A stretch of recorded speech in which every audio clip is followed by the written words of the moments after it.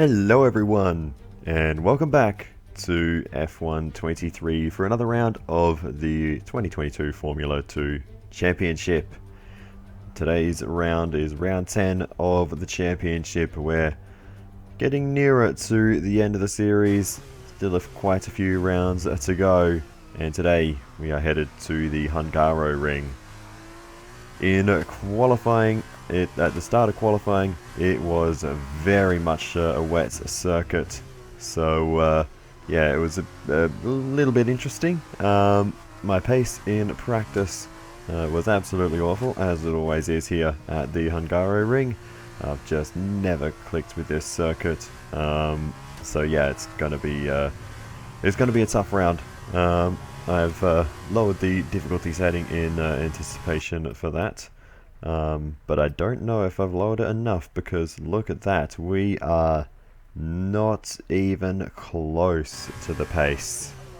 I'm going to hope that that's just down to the wet conditions. It does dry up at the end of the session, so we should be able to get a nice lap in now on the slick compound tyres. And it dried up sort of midway through, so the track's been fully dry for a while, and the track evolution has essentially stopped. I was watching the delta between the two tyres, the wets and the dries, and yeah, the improvements have stopped. So people that have set lap times in the recent past will have the same track conditions as we do now, and there are still people going faster as we speak. So as we head through the middle sector, just trying to carefully navigate that chicane now through this sort of technical back section of the circuit. Really have never been able to get a good flow through here. I don't know what it is, but I've just always struggled with that sequence of corners. But anyway, we continue on to the final corner of the lap, hugging the inside line there, run out to the exit curb and to the line. What is our position going to be? Fantastic, you've got pole position. We got pole? Where did that come from? As we wind down from the excitement of qualifying, here's a look at your top three. Do it. Porcher and Marino Sato. It's time to leave for now, but we'll be back tomorrow when the feature race gets itself underway. So, you saw how far off the pace I was on that first lap in the wet, to be fair, so there is a difference in track condition there. I was, I think about 3.5 seconds-ish off the pace in practice as well, and we get to the final run in qualifying and it's pole position yet again. I just can't not qualify on pole. I don't understand. I really don't think this is where my pace is this weekend, but everyone else was setting lap times in the same conditions, so who knows, maybe I don't know, I've got no idea. Let's just get into it. It's time for this weekend's Formula 2 race here at the Hungaroring. A popular track with a lot of history. I'm sure we're in for an absolute thrill ride of a race today.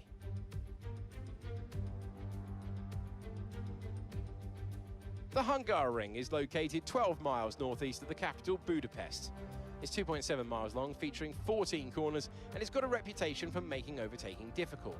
Nevertheless, there's a history of some truly exceptional races here. Let's hope our Formula 2 drivers can serve up some more of that today. Joining me for all today's excitement, a man who is no stranger to this challenging circuit, Davide Valsecchi. Davide, Hungaroring can be a tricky beast to master. What insight can you give us about today's race? Ciao Alex, as you say, the circuit can be challenging. There's a lot of slow corner which can make overtaking very frustrating. This will be a good test of this young driver's patience. Waiting for the perfect moment to make an attack will be the key to moving up through the field today. Alrighty then, so here we are on the grid, ready to go racing here in Hungary. So, in terms of strategy, a couple of different options we have available. We can do a one-stop softs to mediums or mediums to mediums. It probably wouldn't actually be a bad idea to do the double medium strategy, only that it's slower. So yeah, I tried looking at softs the whole way. Not going to work. They won't last long enough. So softs to mediums it is, as we now go to the 5 red lights. And it's lights out, and away we go here at the Hungaroring. It's a great launch off the line. Goodness me, we are blasting through the rows, and we're going to move all the way up into 3rd position on the run towards the first corner. That is ridiculous. I don't know. That's another thing that's been kind of bugging me about this series so far, is just how terrible everyone else's starts are. But anyway, that's for another time. We get a great start though. We move up from, where were we on the grid, 10th to 3rd. So that's just crazy. You've just gained 7 positions just like that. That's insane. You know, once upon a time, in Formula 2, it was a reverse top 8, and you know, that would have got us from, you know, we would have been able to qualify on pole, get reversed down to 8th, and then just get to first at the first corner anyway. So yeah, that's kind of insane. But anyway, we're in 2nd and or in 3rd rather, and struggling to hold on to it at the moment. As you can see, we really do not have the pace at this moment in time, and we're under a lot of pressure. So yeah, my fears are already starting to be realized, as we are really struggling at this stage of the race to hang on to this. Same ties as qualifying, so there's really no excuses there. But yeah, we are just lacking the pace. There's no other way to say it, and eventually we lose out there to Marcus Armstrong. We go for the big dive back up the inside though into the penultimate corner. Lucky Armstrong saw us coming there. We shovel him out a little bit wide, still give him the racing room, but certainly forced him off the ideal line there, and we'll manage to hold on to the position in the end. But yeah, we are really struggling. There's just no underlying pace to use, and we are just on the defensive. So long as we're not making mistakes and running wide, we're on the defensive. Unfortunately, we make an absolute mess of the final couple of corners on this particular lap, and that drops us down a whole lot of positions into P7. So that mistake alone has just cost us any chance of a decent points finish, as we have Felipe Dragovic going for the move down the inside into the first corner. We're going to try and hold it on the outside, and we just can't keep it there. Dragovic gets through, and yeah, it just feels like everyone has, you know, double the grip I've got, and I just can't, you know, position the car, you know, where I want to, and can't, you know, be aggressive, as we do get back past Felipe Dragovic very forcefully there, and you know, that was a borderline move, just to be able to hold on to that position. So yeah, it's going to be a really tough race ahead of us. Caution ahead. What is going on here? That's an engine failure for sure, and that is Enzo Fittipaldi pulling off the road. So unfortunate for the Brazilian, will not take any further part in this race. Enzo Fittipaldi pulls it off, and the rest of us will carry on. That is an almighty train of cars we are holding up, by the way. That is insane, and that is Marino Sato into the barriers. Oh my goodness. Marino, what are you doing, mate? You're supposed to be the one flying the flag while I'm having a tough race. He's thrown it away this time though, and tumbles down the order. So yeah, that's unfortunate for our teammate, and he won't be able to capitalise championship-wise on the tough race that we are having with that mistake. Seen a couple of mistakes from our teammate recently, and that's a spin for us, as we had a bit of contact with Felipe Dragovic, and Okay, the safety car is now out. Let's have a little look on the replay on board with Dragovic, and yeah, we turned across him there as we were trying to line up the switchback, but just got a little bit too aggressive. So that's unfortunate, and another just frustrating moment. Dennis Hauger, the onboard there. And yeah, this is of course the off-board replay. Actually, well, Dragovic wasn't really alongside us, but we did turn across very aggressively there. Stopping this lap. So Yeah, I'm not sure how to call that one actually. Okay, roger that. Soft tyres at the next pit stop. But regardless, the result is that we are coming into the pit lane under safety car, and we're going to be going on to another set of the soft compound tyres. We're going to save the mediums for the feature race and basically sacrifice this race because it's gone so far downhill. We've got a penalty for that little incident, so... Okay, off we go, back into the race. That was a fantastic stop, faster than we were expecting. Yeah, there was that. But anyway, we managed to serve that one under safety car in the pit lane, which is lovely. Don't know how that's legal, but regardless... Okay, stay clear of the white line on the exit. We'll receive a penalty for dangerous driving if you cross onto the track. We'll carry on. Okay, slow down. Your delta's negative, which means you're going too fast. Reduce your pace. So yeah, now we just need to catch up to the safety car train and see where we all filter out. There's a few more making pit stops, and we move up one position there, actually, ahead of Ralph Boschung. So yeah, we might not be dead last in this race as more and more people come into the pits, and actually move up into the top 10, which is lovely. We might still be able to drag some kind of result out of this race if we can maybe somehow get a fastest lap. I don't know how that's going to happen, but you know, that might be able to sneak a point in for us if we can hold on to this top 10 finish. But we get racing once again then. Tried a bit of a wide line through the final corner, but 2 seconds a lap to you. Good job. there was no advantage to be gained by doing that, and we probably just cost ourselves a bit of time. You've lost some time to the car behind. Funny about that. Okay, no issues with tyre wear for now. Keep taking care of them. Gaining on the car ahead, losing time to the car behind. We just had a safety car, mate. Of course that's what's going to happen. Anyway, we are going okay so far on this restart. Haven't lost touch with the cars in front yet, but it doesn't take long for that to happen, unfortunately. And again, through this sequence of corners, really struggling. Ralph Boschung just goes around the outside, and we're really pinched in on the inside there, so Okay, I had to give him plenty of space to try and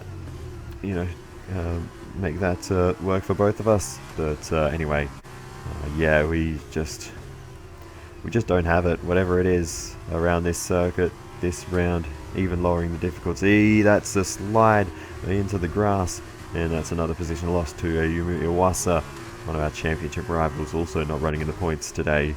So it's going to be interesting championship wise after this one as we run wide again, and yeah, it's just going from bad to worse at this point.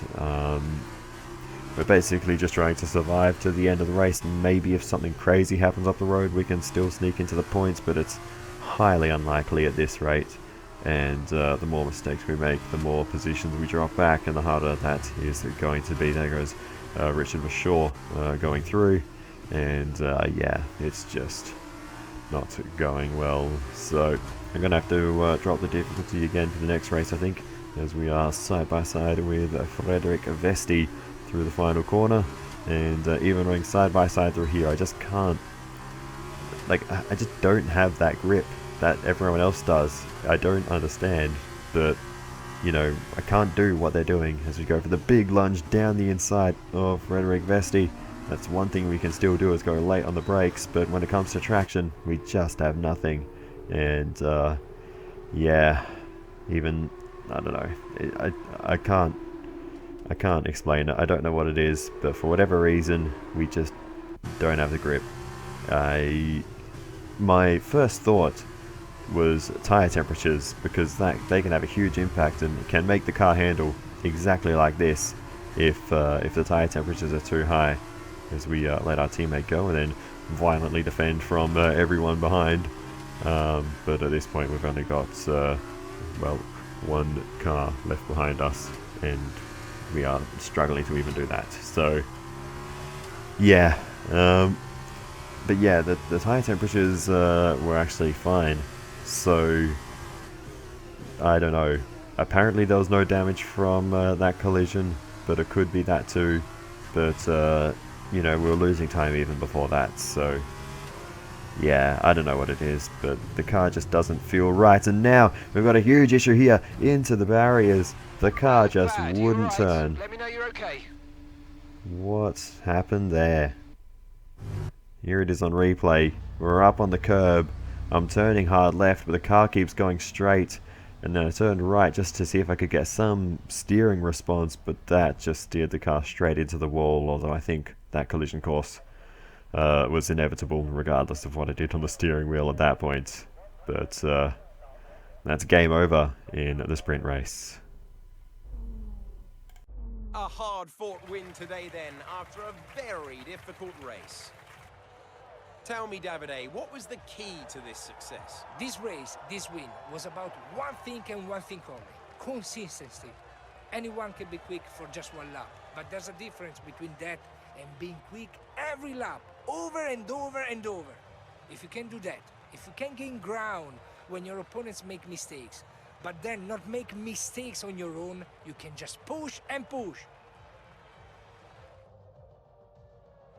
Welcome then to the podium, our top three drivers. What a great effort from them today in a very difficult race.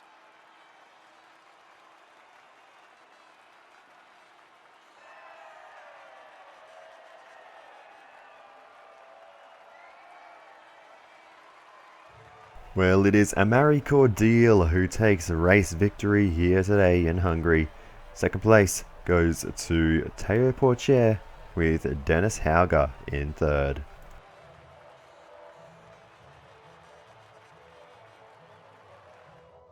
It was not the best weekend for our championship leader, and their advantage at the top has been reduced. So then, it's time to see how this result affects the Drivers' Championship. And now, Davide Valsecchi, let me ask you, who is your driver of the day? I'll probably go for Amaury Cordeal. The team did a good job with the strategy to put him in the pack, and he was good enough to take the opportunities. And here's how things are shaping up in the Teams' Championship. Virtuosi moved to the top of the table. After all this drama, you would be mad not to join us for the next race. We hope to see you then. Take care. Well, what a disaster that was. No highlights, so yeah, we'll just quickly run through the results and move on to the next one. Cordeal ahead of Porcher, Hauger, then it was a good result for Callum Williams, P4 for the Aussie in the Trident, then it was Liam Lawson ahead of Felipe Dragovic, Yuri Vips, Clement Novalak, and Yumi Iwasa taking the bonus points for the fastest lap. So yeah, let's move on to the feature race and hope we have some better luck there. I fully intended to turn the difficulty down, but I completely forgot. We're just 18 kilometers from the city of Budapest here in Hungary, where today's Formula 2 race is about to start. Hold on to your hats. This should be something special.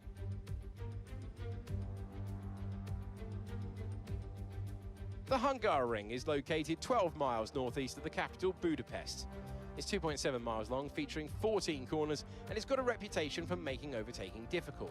Nevertheless, there's a history of some truly exceptional races here. Let's hope our Formula 2 drivers can serve up some more of that today. Here are the starting positions for today's race. A fantastic effort from Jack Doohan yesterday puts him on pole position, with Teo Porcher starting alongside.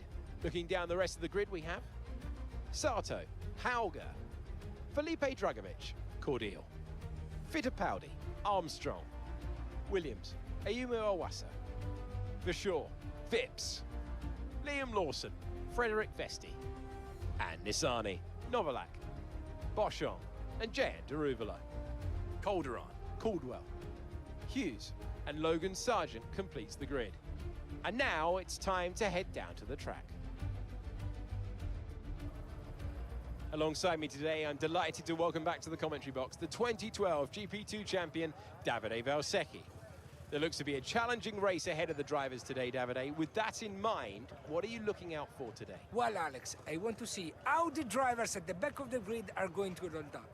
They'll need to make an impact in the early stages, and they're probably hoping for a bit of luck at the start. We may see some bold maneuvers out there today. Okay, here we go. I know what you can do. Don't let me down. Well, we have a lot of making up to do after the disaster in the previous race. The good news is we have soft tyres in reasonable condition because we made that first stop quite early and they were our brand new softs we were on. We did the longest stint on our more worn out softs. And then we have a brand new set of the mediums which can go a long way in this race.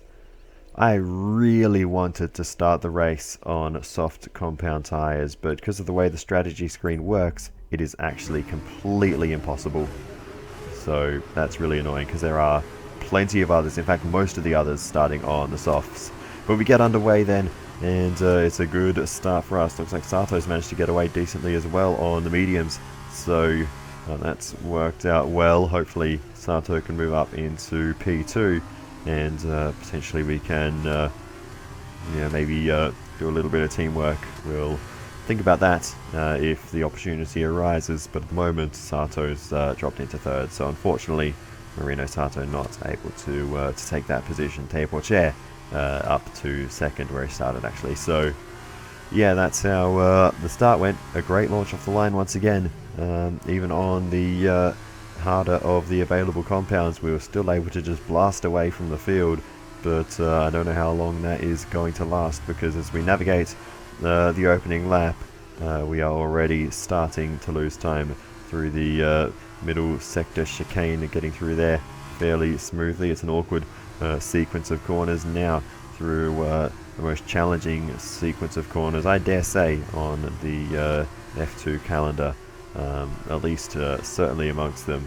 But anyway, out the other side finally, and we are under pressure now from Teo Porcher, who is right behind us, just about pushing us into the braking zone here of the third to last corner.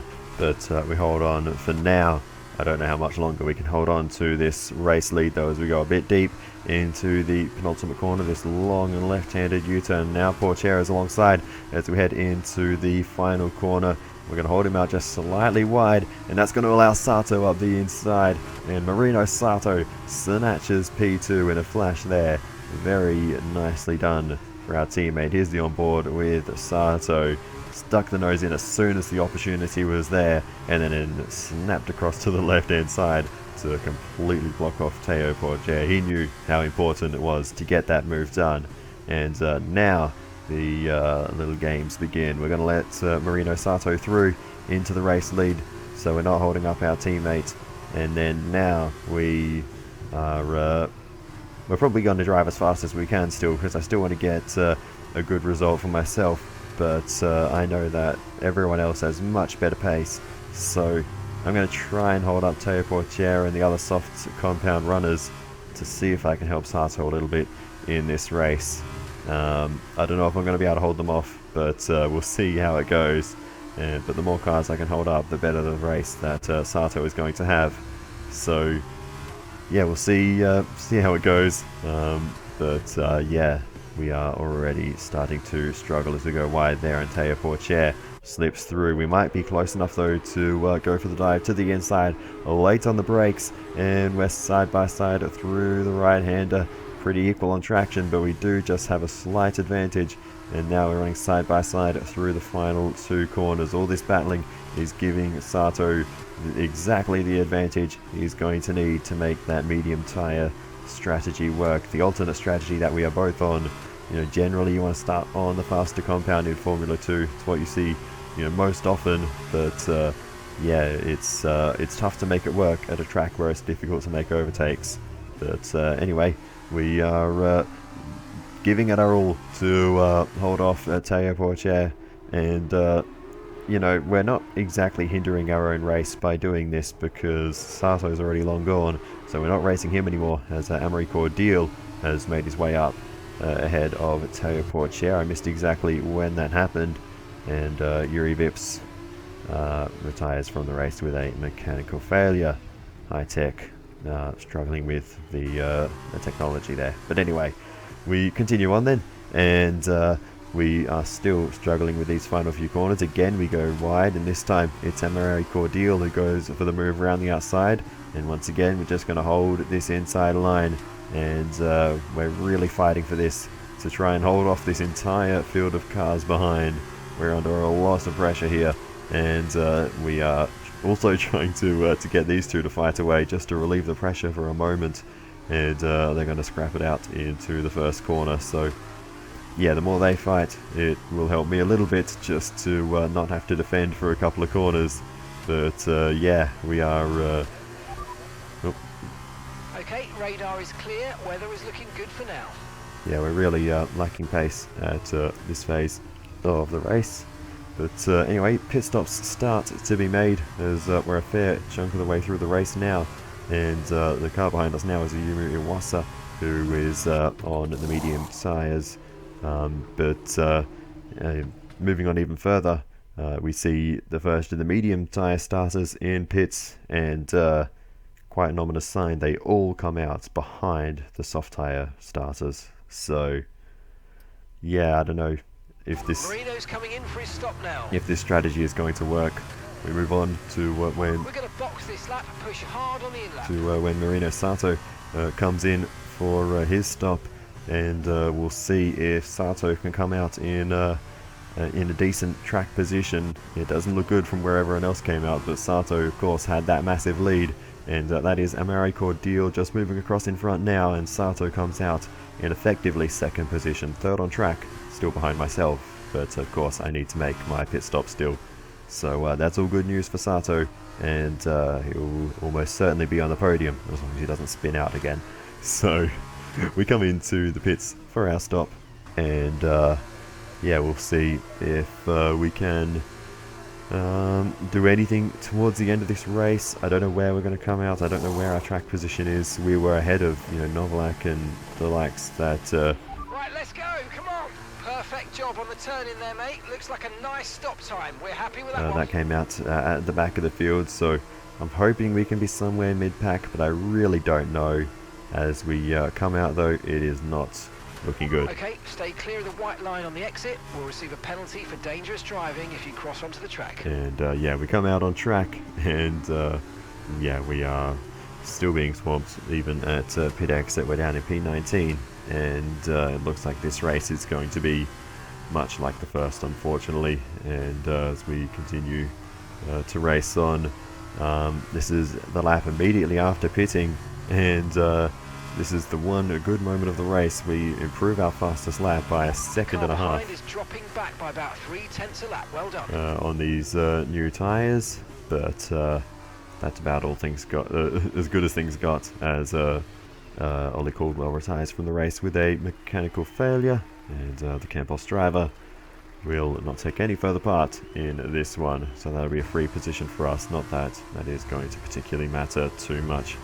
Wide out of turn 5 there, and that allows Jake Hughes to go through. Now the only driver behind us is Logan Sargent, and yeah, we are just really not having a good time here.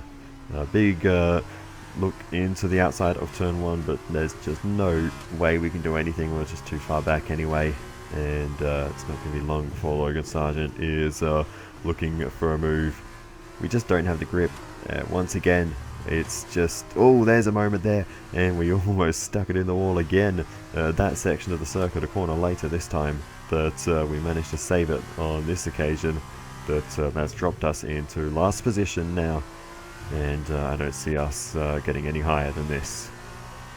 Final lap, push, push. We finally get onto the final lap, and thank goodness. This has been a bit of a drag to get to the end of this one. Just absolutely no pace this weekend. But out in front, unbelievably, Amari Cordial is going to do the double here at the Hungaroring. Sprint race victory, feature race victory, and a huge boost of points for the championship for Amari Cordial. And oh, we've spun. Oh, goodness me. This has been an absolute disaster of a weekend. No pace at all. And yeah, how we've gone from pole position to the DNF and the last place finish, I don't know. But yeah, this is just, I don't know, not been good. It's not been good. And that's the end of the race. We'll see you in Parc Ferme. Well, the round's over now, and hopefully we can have some better luck next time, because that was not fun. Luckily though, Sato made it worth it. Well then, That concludes another excellent race. Davide, what do you think made the difference here? I think they kept a cool head. That's why they won today. Smooth, steady, everything bad that happened to them, they handled it calmly and professionally. That's what let them focus on getting the best out everything else. The car, the strategy, they managed to keep out of trouble the whole way around.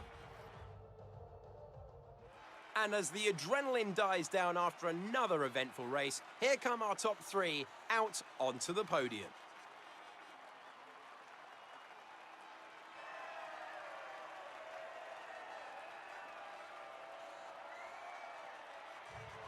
So it is Amaury Cordial who does the double here at the Hungaroring. Sprint race and feature race victory. Second place goes to Marino Sato, redemption after the mistakes in the sprint race. And then third place, another podium for Teo Porcher. The lead at the top has come down after a poor result for our points leader. After this round of the World Championship, here's how things look in the drivers' table. Now then, Davide Valsecchi, who would you say was your driver of the day? Lots of drivers impressed me today, Alex. But if I have to say one that impressed me most, it's Amaury Cordial. And now a look at the team standings. Virtuosi moved to the top of the table. Meanwhile, a strong weekend from ART this time out, and they improved their position in the championship. There will be plenty more twists and turns to come this season. I hope you'll join us at the next race when Formula 2 returns. Well, another tough race is out of the way. Hopefully we can have some better luck in the next round, because that was not exactly a fun time. But anyway, we'll have a look at the results. Cordial with another victory, second place for Sato and the fastest lap, so our teammate gets the bonus points. Porcher third ahead of Drogovic, Hauger, then it was Marcus Armstrong, Enzo Fittipaldi, Rondasani into the points with an 8th place finish. Nicely done there by the Israeli driver. Liam Lawson P9 and Frederick Vesti rounds out the top 10. Also of note, Tatiana Calderon P12, probably one of her best results of the season so far. In terms of the drivers' standings then, we still lead the way, but with a good round for Cordial and a decent feature race for Sato, the gap has come down to 70 points to Cordial and 78 points to Sato. So the fight's still on there. If our form does not improve in the next round, that gap could disappear very, very quickly if this trend continues. But in terms of the constructor standings then, Van Amersfoort are up into second position, 183 points behind us, just 1 point ahead of Prema, and then ART are back ahead of Trident, and the gap between them is just 3 points. So still plenty to play for all of the top 5 teams, though with the consistency generally that myself and Sato have had over the season, it's looks like we've got the constructors basically in the bag. You know, with Van Amersfoort, Cordial's been doing really well, and then Jake Hughes on the other side of the garage, not so much. We haven't seen him in the points all too often. And then you know, with Prema, both of their drivers have been a bit up and down.